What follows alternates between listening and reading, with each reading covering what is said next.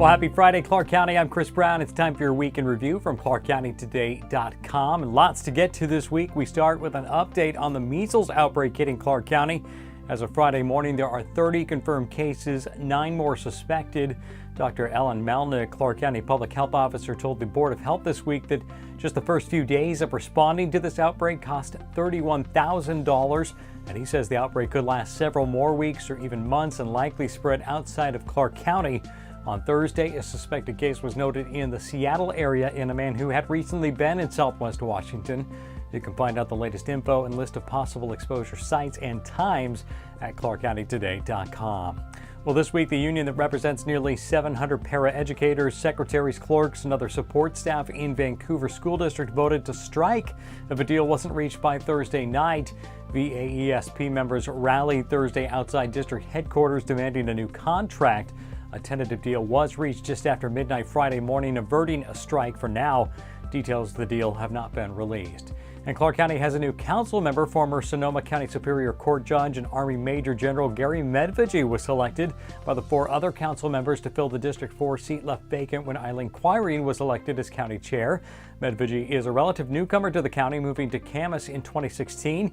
He says he moved here to retire but decided he wasn't ready to settle down.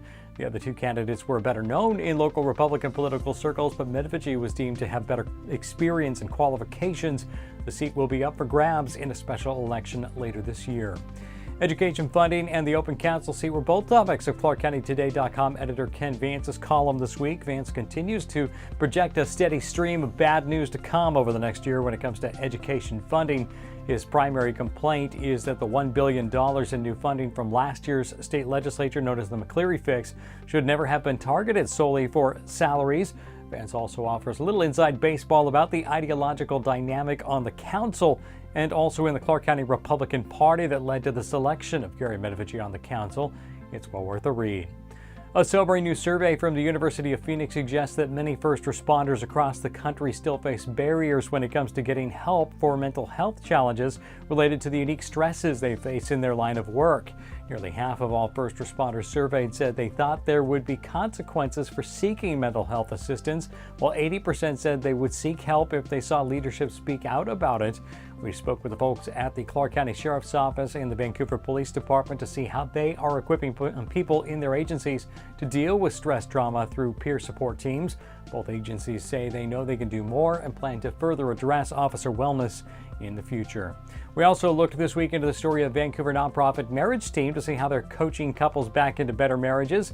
Marriage Team has been running for 12 years and helped over 1,700 couples. And founder Al Ray says his goal is to reach couples in 5 new regions and help 1,600 more couples by 2022. The organization equips coach couples to work with couples on the brink of divorce, and they say they've seen an 89% success rate and hope to see that number climb even further.